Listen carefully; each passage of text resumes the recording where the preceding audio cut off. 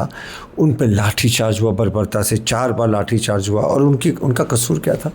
मुख्यमंत्री जी का जन्मदिन था। छात्र क्या कह रहे थे? मुख्यमंत्री जी तुम जियो हज़ारों साल, साल के हो दिन हो 50,000। रिटर्न गिफ्ट क्या मिला?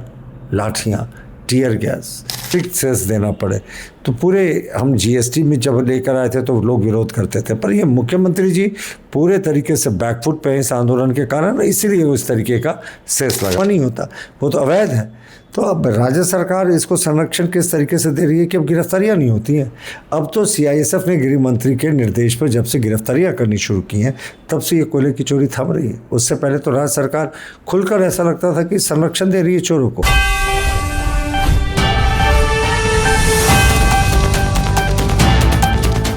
झारखंड में 23 दिनों से युवाओं का आंदोलन जारी है। जयपाल सिंह मुंडा स्टेडियम में छात्र अनशन पर बैठे हैं। दूसरी तरफ अब केंद्र के खिलाफ एक राज्य सरकार ने और जेएमएम के राष्ट्रीय अध्यक्ष हेमंत सोरेन ने बड़ा आंदोलन का संकेत दिया है। हमारे साथ बातचीत के लिए मौजूद हैं बीजेपी के मुख्य प्रवक्ता प्रतुल सहदेव जी। जोहार मदन जी, आपके तमाम दर्शकों को हमारा जोहार। प्रतुल जी, छात्रों का आंदोलन 23 दिनों से चल रहा है, लेकिन इसी बीच अब एक और आंदोलन की आहट सुनाई देने लगी है। केंद्र की सरकार ने जो संसद से खनिज संशोधन विधेयक पास किया, इसके विरोध में अब झारखंड सरकार मुखरता से आवाज़ उठाने को तैयार है और उनके केंद्रीय महासचिव ने अब प्रेस वार्ता कर कह भी दिया है कि झारखंड में एक ऐसा आंदोलन होगा जिसे दुनिया देखेगी, देश देखेगी। इसको किस रूप में देखते हैं? देखिए, ये सिर्फ छात्र आंदोलन से ध्यान भटकाने की कोशिश। आप पहले देखिए छात्र आंदोलन में क्या हुआ। आज 22-23 दिन से इस भारी उमस में, इस गर्मी में छात्र जो है वो अपने हक के लिए लड़ रहे हैं मदन जी। और उनके तरफ जब जिस दिन उन्होंने विधानसभा का घेराव किया था, उन पर लाठीचार्ज हुआ, बर्बरता से 4 बार लाठीचार्ज हुआ। और उनका कसूर क्या था? मुख्यमंत्री जी का जन्मदिन था। छात्र क्या कह रहे थे? मुख्यमंत्री जी तुम जियो हज़ारों साल, साल के हो दिन हो 50,000। रिटर्न गिफ्ट क्या मिला? लाठियाँ, टीयर गैस। तो ये बर्बर सरकार का बर्बर चेहरा है। राहुल गांधी जिम्मेवार हैं, हेमंत सोरेन जिम्मेवार हैं, ये छात्रों की दुर्गति करवा रहे हैं। और अब छात्र थक हार के उन्होंने घोषणा की कि बहुत दिन हमने जय जयकार किया, अब गांधीवादी रास्ते छोड़कर हम चलेंगे भगत सिंह के राह पर। हम छात्रों से अपील करना चाहेंगे कि जो भी आंदोलन हो प्रजातांत्रिक तरीके से हो, क्योंकि 20 तारीख को मुख्यमंत्री के आवास का घेराव है। आज सभी जो है वो ज़िलों में राहुल गांधी, हेमंत सोरेन का पुतला फूंकना है और 19 तारीख को संभवतः ये एक मशाल जुलूस में निकालेंगे। तो हमारा मानना है कि अब जो कुछ भी हो रहा है वो कतई उचित नहीं है। देखिएगा, अगर मैं आपके दर्शकों को भी बता दूं कि झारखंड मूलतः SC, ST, OBC की ज़्यादा आबादी वाला राज्य है। 90% आबादी इसी वर्गों से आती है। तो अब आदिवासी मूलवासी छात्र धरने पे हैं और जिस तरीके से उनके साथ बर्बरता की जा रही है, आंदोलन को अनदेखी किया जा रहा है और राष्ट्रीय सुर्खियाँ बटोर रहा है ये आंदोलन। साहब, छात्रों का गुनाह क्या था? मांगी थी किताब, मिल गया आंदोलन। मांगा था नौकरी, मिल गया आश्वासन। तो यही इस सरकार में छात्रों के साथ हो रहा है। और मैं आ रहा हूँ अब इस सरकार से ये ध्यान भटकाने के लिए माइन एंड मिनरल एक्ट में जो संशोधन हुआ है उसकी ओर ध्यान दे रहे हैं। कह रहे हैं सर्वोच्च न्यायालय के निर्देश का विरोध है। मैंने जेएमएम के महासचिव का प्रेस वार्ता देखा था। किस तरीके से विरोध है साहब? पॉइंट 49 और 50 में स्पष्ट रूप से 2024 में सुप्रीम कोर्ट की एक 9 मेंबर बेंच ने कहा था कि जो भी सेस लगाना है राज्य सरकार को, राज्य सरकार का हिस्सा है, वो राज्य सरकार लगा सकती है। लेकिन इसमें पॉइंट 54 में यह भी लिखा था कि जिस दिन से सदन इस पर कोई कानून बनाएगी, केंद्र कोई कानून बनाएगी, तो राज्य की शक्तियाँ समाप्त हो जाएंगी। केंद्र ने कानून बना लिया, राज्य की शक्तियाँ समाप्त हो गई। अब नए कानून के 9D में ये भी लिखा हुआ है कि जो पुराना टैक्स ले लिया गया है राज्य सरकार के द्वारा, उसे केंद्र वापस नहीं वसूलेगा।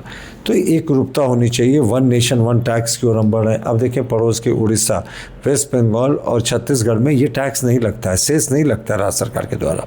जो सिर्फ केंद्र सरकार लेता है पैसा वही होता है और केंद्र सरकार उसका जो रॉयल्टी का हिस्सा है वो भी रॉयल्टी का हिस्सा इनको देता है। और दूसरी बात जो सबसे महत्वपूर्ण बात है कि जैसे ही आप यहाँ पे अतिरिक्त टैक्स लगाएंगे तो ये टैक्स जो है ये दूसरे राज्यों से यहाँ के कोल प्रोडक्शन को नॉन कॉम्पिटिटिव बनाएगा। आप ऐसे समझिए, आपके दर्शकों को मैं आसान तरीके से समझाता हूँ कि इस एक्ट के लगने से क्या झारखंड को फ़ायदा होगा। मान लीजिए अभी केंद्र 10 रुपये टैक्स का ले रहा है, प्रोडक्शन कॉस्ट 100 रुपये है, तो 110 रुपये जो मिनरल्स है उसका इसका खनिज का पदार्थ का वो खरीद पड़ता है। लेकिन राज्य सरकार अगर 10 रुपये और लगा देगा तो ये 120 रुपये हो जाएगा। बगल के उड़ीसा, छत्तीसगढ़, वेस्ट बंगाल जो 3 राज्य है जहाँ प्रोडक्शन होता है मिनरल्स का, वहाँ ये 100 रुपये, यहाँ भी प्रोडक्शन कॉस्ट मानिए 10 रुपये, वहाँ जो केंद्र का रॉयल्टी है तो 110। तो कहाँ झारखंड में 120 रुपये लग रहा है, उन राज्यों में 110 रुपये लग रहा है। तो कोई भी नया इन्वेस्टर नहीं आना चाहेगा जहाँ उसको अतिरिक्त सेस देना पड़े। तो पूरे हम जीएसटी में जब लेकर आए थे तो लोग विरोध करते थे, पर ये मुख्यमंत्री जी पूरे तरीके से बैकफुट पे हैं इस आंदोलन के कारण, इसीलिए वो इस तरीके का सेस लगा रहे हैं। लेकिन ये जो कह रहे हैं सरकार कि बिना विश्वास में लिए हुए केंद्र सरकार ने आनन फानन में इस विधेयक को पास करा लिया, तो क्यों ना इस पर एक चर्चा होती, क्यों ना संसद में विपक्षी पार्टियों को भी एक सलाह और मौका देने का अवसर मिलता। नहीं, हम बिल्कुल सहमत हैं इसके लिए, ये चर्चा होनी चाहिए थी इस पर चर्चा से कौन भाग रहा है। राज्यसभा में जेएमएम के 2 एमपी हैं, 3 एमपी हैं लोकसभा में, तो इन्होंने चर्चा से क्यों भागने का काम किया। ये तो भाई हाउस का बिजनेस में लिस्ट होता है ना कि माइंस मिनरल रेगुलेशन एक्ट पे आज चर्चा होगी संशोधन पे, उस समय किसी एक सांसद ने जेएमएम के आवाज़ उठाई हो, ये दिखा दें आप। तो ये उपाय नहीं है। देखिए, मैं आपको एक फिगर पढ़ के बता रहा हूँ जिससे काफ़ी कुछ क्लियर हो जाएगा कि अगर आप 2014-15 में अगर आप देखेंगे तो राज्यों का कुल राजस्व आता है कोयला एवं गैर कोयला से, केंद्र की जो हिस्सेदारी होती है 25,206 करोड़ था। ये 2014-15 के आंकड़े मैं बता रहा हूँ। केंद्र का कुल राजस्व था 16,636 करोड़, यानी राज्य की हिस्सेदारी थी 60%, जो माइनिंग होता है जो मिनरल्स पे वो टैक्सेशन का, और केंद्र की हिस्सेदारी थी लगभग 40%। ये 14-15 का आंकड़ा है। अब मैं आपको 25-26 का नवीनतम आंकड़ा बता रहा हूँ। अभी राज्य की हिस्सेदारी बढ़कर 88.53% हो गई है, लगभग 89%, और जो केंद्र की हिस्सेदारी है वो 11.47% है। यानी अब आप सोचें कि मैं दर्शकों को बताऊं कि जिस समय इनकी सरकार थी तो करीब 39-40% जो था वो राज्य के लिए हिस्से में कम आता था, और अब तो ये घटकर अब केंद्र ने अपना हिस्सा घटाकर 18% के आसपास कर लिया है। तो केंद्र नरेंद्र मोदी जी के समय में राज्यों को सहयोग जो है वो बढ़ा रहा है। तो ये नैरेटिव का खेल है स्टूडेंट आंदोलन से ध्यान भटकाने की। ये जो कहना कि जो सामाजिक सुरक्षा के लिए योजनाएं चल रही है, चाहे वृद्धा पेंशन हो, मैया सम्मान योजना हो, इस पर कहीं ना कहीं चोट पहुंचाने की कोशिश केंद्र सरकार ने किया है। नहीं, देखिए, बिल्कुल नहीं। इनको बजट में सब चीज़ का प्रावधान करना चाहिए था। अगल बगल के राज्य हैं, वेस्ट बंगाल है, वहाँ मध्य प्रदेश है, छत्तीसगढ़ है, उड़ीसा है, जहाँ भी इस तरह की योजनाएं चल रही हैं, पर किसी राज्य ने शेष नहीं लगाया, वहाँ अच्छे से चल रहा।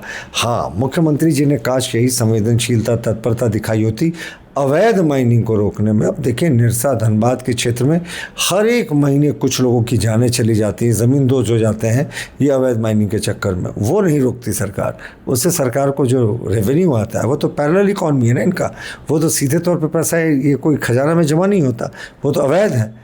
तो अब राज्य सरकार इसको संरक्षण किस तरीके से दे रही है कि अब गिरफ्तारियां नहीं होती हैं। अब तो सीआईएसएफ ने गृह मंत्री के निर्देश पर जब से गिरफ्तारियां करनी शुरू की हैं तब से ये कोयले की चोरी थम रही है। उससे पहले तो राज्य सरकार खुलकर ऐसा लगता था कि संरक्षण दे रही है चोरों को।